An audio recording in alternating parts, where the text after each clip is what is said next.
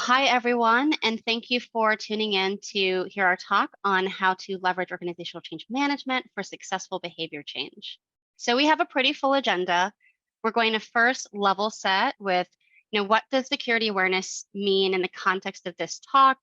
What does organizational change management mean in the context of this talk? Then we'll go into some applied use cases where we'll actually address some of the common human risks using the Adcar method. And then we'll give you some takeaways for when you leave the conference and want to apply some of this to your programs. First, let's do introductions. So yes, I'm Ava Woods-Fleegal. I am the security awareness leader at Raytheon Technologies. Across various industries, I've really focused on behavior change to ensure the success of lots of different programs. Recently, I've shifted the focus to be specific to security and how we can help employees be more security minded and start practicing secure behaviors, not just at work, but also at home. And a fun fact is that over the first year of the pandemic, I actually accumulated over 100 plants. I'm still getting plants, but at a a much slower rate, let's say.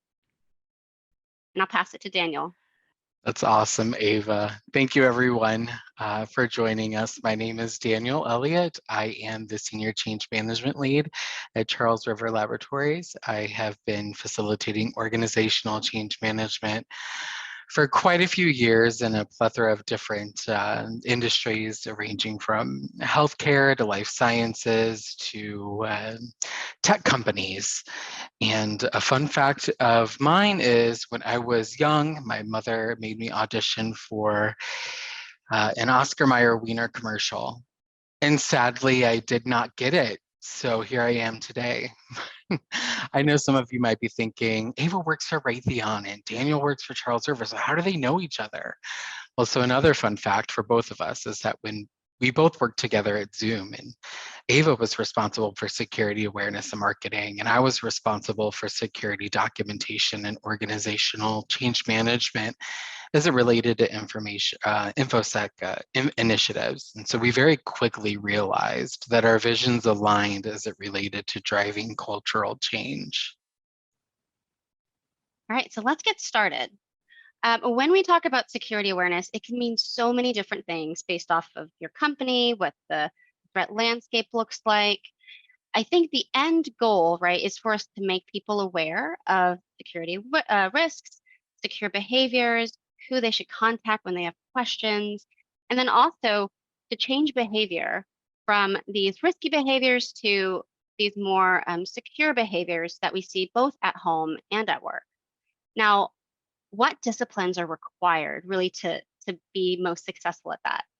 I think it ties into what Amanda said earlier. It takes a collection, a recipe, if you will, of communications, marketing, being able to identify human risks, understanding organizational behavior management, and training. Let's go to the next slide and see how all of these things come together with organizational change management. So by definition, organizational change management is the application of processes and tools to manage the people side of change, to ensure that individuals embrace, adopt, and use the new product, process, service, whatever it may be that we are looking to implement. And simply put, it is the intentional focus on the people side of a change. And change management has been around for decades as its own discipline. There are many different models and frameworks out there, such as John Kotter's 8 Steps, McKinsey's 7S model, and Prosci's Adcar Model for change, which is what we're going to base our presentation on today. So when we look at Adcar is that individual change model that drives organizational change. It represents 5 key elements of change that must be achieved for the change to be successful. It was developed by Prosci after studying the change patterns of over 700 organizations, and it really is an effective tool at managing that people side of change that then generates the organizational side of change. When we look at Adcar, it has to happen in sequential order. So we have to first understand awareness. That's our first building block. Individuals have to understand, what is the nature of the change? Why is the change needed? What is the risk of not changing? Once we can accomplish that through communications and different modes of engagement, we work on desire, and that's that personal decision. That's that what's in it for me, my favorite radio station, WIIFM. It's a personal choice. It's a decision to engage in the change and to participate. It's probably one of the biggest areas that leaders have a hard time generating within their teams. But once we can pass desire, we work on our knowledge, and that's all about understanding how we can change. That's that training on the new processes and tools, learning the new skills that we need to learn in order to be able to function in the future state. But also importantly is that ability, the action in the right direction. So that's that demonstrated capability to implement the change and to sustain that change. And I have an example of knowing, of knowledge and ability. When I was first, out of college, I had a manager that used to like to make sure that we locked our computer screens, right? We all know that in information security, super important. Control, Alt, Delete, right? Lock your computer screens. And when we didn't, he would come through and he would go through and he would find a Word document, open up Word, and just write a bunch of crazy information. So by the time you got back to your desk, usually your computer screen was dark, and when you logged in, you would see the random messaging, which just, of course, made you fear for, oh my gosh, what else did he do? Did he send emails to people? So it was a lesson learned, right? So understanding, and then the ability to be able to do that in the future, to know that that's not okay and I need to lock my computer screen.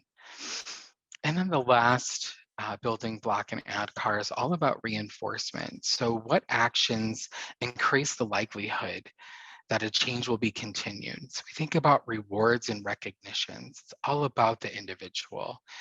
Leaders, we have to understand the unique individual needs of our team members and really help drive recognition that way. Some people don't like to be recognized publicly. They like to be recognized just one-on-one. People like to have pizza parties. When we think about that kind of thing, when we finally get through a successful change. So this is the Adcar model here. And the next, I want to kind of talk a little bit about why we implement organizational change management. And research has shown us over and over again that when we effectively implement organizational change management on an initiative, for instance, we will see the probability of project success increase, sometimes 6 times percent. That ability to manage the resistance to employee change and capture people-centered return on investment. So when we talk about our initiatives that rely on people behaviors, right? So not just a technology where we may be going from Microsoft Word to Google Docs, but something that truly requires people to act and behave differently in the future. Tying that back to the return on investment is essential, and that's what effective change management can do. Also, while building the change competency into the organization. So we think about leaders being able to effectively lead during change, right? So we have to take on these roles of everything that we're doing currently in our day-to-day, but in addition to that, oh, there's a new initiative. There's another phishing simulation that's going to be coming out. Well, we don't announce when phishing simulations come out, right? We just kind of do them. But you get what I'm saying. So we have to take on that a bit, our day-to-day operational tasks, in addition to leading our people through change. And so with that, I'm going to take us through, I'm going to actually pass it back over to Ava to take us through some security awareness user use cases. All right. So on to our favorite topic as awareness professionals, phishing. I want you to think of a situation where you have this risk assessment come back, or this red teaming exercise, comes back and you see that a lot of your employees are just jumping in and clicking on anything and everything. And that has the potential of leaking sensitive information, malware downloads, etc. So here we know the risky behavior is that people aren't taking the time to review their email before interacting with it. Maybe they don't know what to do after that point. And the desired behavior, or you could even break this out for our behavior scientists out there, break it out into multiple behaviors, reviewing the email. And then once you've reviewed it, actually either reporting it or interacting with it, right? Based off of whether or not it's safe. So let's see how we can walk through Adcar and move us from the undesired state of I'm just clicking anything and everything, and okay, I'm taking the time to review my email and report. So let's look at it at awareness and desire first. So these are communications, verbal, written, that help people understand how their behavior poses a risk to the organization, and what we plan to do to enable them to change that behavior. A lot of times at the same time, we are trying to get them to understand what the personal benefit is by turning on that desire. So what could this look like at the individual level? Well, for employees, maybe we send out a communication to everybody that explains, here's the risk, here's what we'd like for folks to do. We're going to implement XYZ to help you get there. This could be different for executive leaders, right? Maybe we have a briefing and we're talking about, hey, here's the impact of us not changing. There's going to be some consequence to our company success. Once we get people over that hurdle of, do I want to make this change, yes or no? Once we've sold it, that's when we go into the knowledge section. This is where we're providing people with the tools to actually do the change that we want to see. Now, this could be training on identifying phishing emails, like an e-learning maybe. This could be providing resources on people's desks that shows, hey, here are the top 5 things to look for before you engage. There's so many different ways to provide the knowledge. That's why we really need strong learning specialists, learning teams. And then we move into the next phase, which is ability. Can folks show that they actually understand the behavior change and can demonstrate it? So here, again, favorite thing, phishing simulations. We can test folks' ability to review and recognize phishing emails. And then with the reinforcement phase, this is where we're actually tracking results. So can you, next, thank you. So how are we rewarding people who are doing what we want them to do? That could be pizza parties, that could be recognition in a newsletter. And then how are we handling the people who are having trouble with the change? We might be providing additional training. We might be pulling on a bunch of different levers. Like Daniel said, this is an individual change that leads to organizational change. So we really have to think about the individual personas and what makes the most sense. Now, as we look across this Adcar portfolio, we think about all of those disciplines I mentioned earlier, right? We've got our communications, we have the marketing to really sell and get people interested in what we have to say. We need the learning, we need the training to enable our folks to, express that change we want to see. And then we have, the actual behavior management side of it where we're saying, okay, here's how we're measuring success. So I know a lot of us are at home. We're focused on how do we keep you home, and the line between work and home is so thin, right? We're talking about phishing. We're talking about what do you do with your router, changing passwords, etc. But what about those folks who are still in secured areas? What about the folks who are in the labs or that are, manufacturing parts? This situation is about tailgating. Say you're the head of security and you go out for lunch, come back and you see that a bunch of computer equipment's missing. You review the camera footage and you see someone has walked off with this equipment and they got in because they tailgated behind another employee. So we know the risky behavior here is that people are allowing folks to just come into secured areas without showing the authority to do so. And the desired behavior is that we stop employees, or we stop these people and say, hey, I need you to badge in to verify that you should enter here. So let's once again walk through the Adcar model to see how we can address this risk. Again, we start with communicating, hey, here's what's happening, here's what we'd like you to do, and here's how we're going to take you across this journey. We're going to talk about desire and why you should care. What's in it for you? Again, this happens at an individual level. If we think about the folks in those secured areas, they're on site, right? So maybe it makes sense to provide them these briefings in person. When we talk about knowledge, maybe it makes sense to deliver them training in person. And wouldn't it be neat if we had prompts that guided employees on how to respond to someone who's trying to get in? So can we move through the knowledge phase, please? Thank you.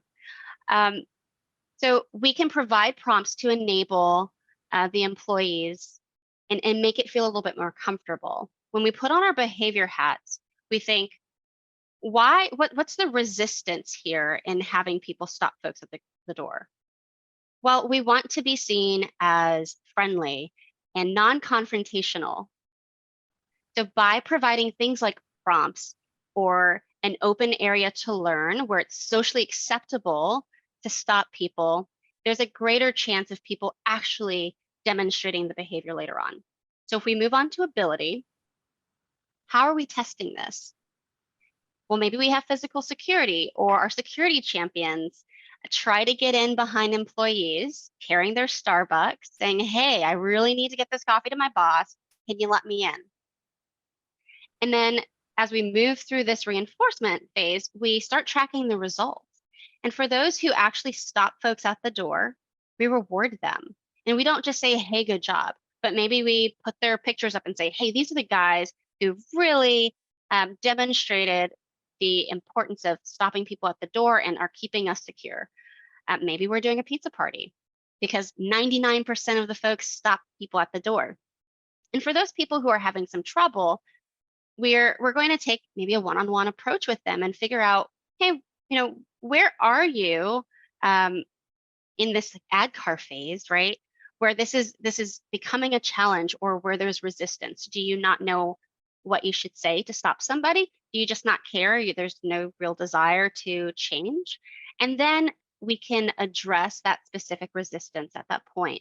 And of course, we iterate. Our programs are never ending. Absolutely. Thank you, Ava. So as Ava mentioned, when we look at barrier points are defined as anything on a Likert scale from 1 to 5 as a 3 or below. So when we look through the Adcar process, we know that this has to happen in sequential order.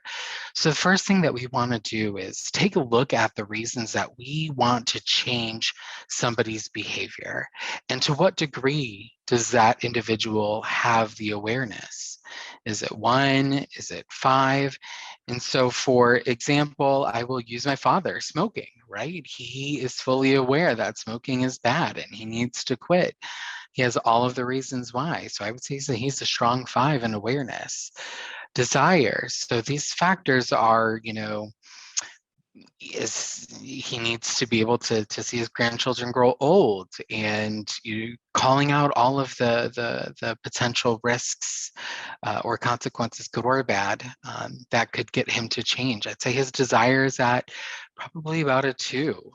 His knowledge, he's been through hypnosis, he's done the nicotine patches, all of that. He knows what it takes. I would say he's about a 4. His ability, same, about a 4. Does he have the skills and the ability to be able to do it? He does. And the reinforcement, I would say, is probably at about a 1.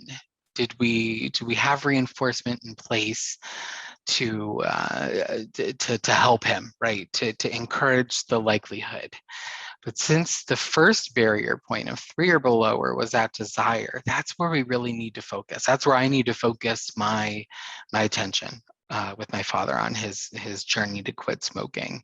I need to work on that. And so in order to do that, there's a lot of different things that we can do, but for the sake of this specific presentation, what I want to do is share with you all. In all of these, I need to take a note that all of these slides that have a download symbol up at the top right-hand corner will be available in our hallway for you to download. But if you're looking to drive awareness and inspire with the big picture, there's many different things that you can do. I'm not going to read all of these, but if you're looking to increase desire and cultivate champions, to build knowledge and educate on those impacts and how to change, and then, looking to grow that ability and make change personal and empower employees to take action, and then to sustain and reinforce, to assess, measure, make sure that we're not slipping back into the old ways of doing things. These really have to be communications that are delivered in consumable bite-sized pieces, and they will definitely build the sequentially deepen the understanding of impacted stakeholders using the Adcar building blocks. My next step here is really what we want to talk about is the security awareness and sustaining change roadmap. So the first step that we look for is, what is our vision of success? What are we working towards? What does that look like? What are the goals and metrics? How are we measuring success upon that? What do we need to do to get to our goal? And continuous communication. So consider things like touching base on proper usage, right? Looking at our repeat clickers for phishing, looking at the people that are actually clicking on the simulation button. These could be our frequently asked questions, our enhancement updates, whatever it may be, but continuously communicate. And that's that two-way communication that is extremely important. And then looking at our training and auditing, and I dare say retraining, because a lot of the times we know that when we get through the Adcar process, sometimes we need a little extra time on retraining. So taking a look at our plan for how are we going to onboard new people? How are we going to get them through training? Is this just a compliance-based training, or is this a culture that we're trying to instill with our new hires? Our leadership rounds and surveys. So if you work in a hospital healthcare organization, if you work in life sciences in a lab, if you work in a manufacturing environment where they're manufacturing airplanes or rockets, for instance, even if you're not, even if you're working in a virtual environment, the leadership component of Adcar is extremely important. So taking into account that we're having a regular touch base with the individuals, we're checking for that compliance, where we're really supporting people from a leadership perspective is key. And then ultimately, celebrating successes. And that's really, having those pizza parties Ava mentioned before, but how are we going to celebrate our team successes? When will they occur? How do we celebrate individual successes? How do we make sure that we are tailoring our approach to the unique needs of the individual, which is what all change management is about? So I want you guys to think about three things when you return. First, where is my change management expertise in my company? You can look in HR, within learning, you can look at communications, the PMO, IT, but it's so important to find that expertise so that you can connect with them, you can learn about what resources are available to you. And then two, you can look at your security awareness program plan and find ways to infuse organizational change management methodologies, techniques, the tactics we mentioned before, to increase the adoption of the behavior change. So phishing might be just part of your plan, but how do we leverage the tools that we have from organizational change management to really make sure that that change sticks? And then lastly, I know everyone's getting ready for Cybersecurity Awareness Month, so I challenge you to apply at least one tactic across each phase of Adcar to your Cybersecurity Awareness Month plan. And I guarantee you're going to see greater success.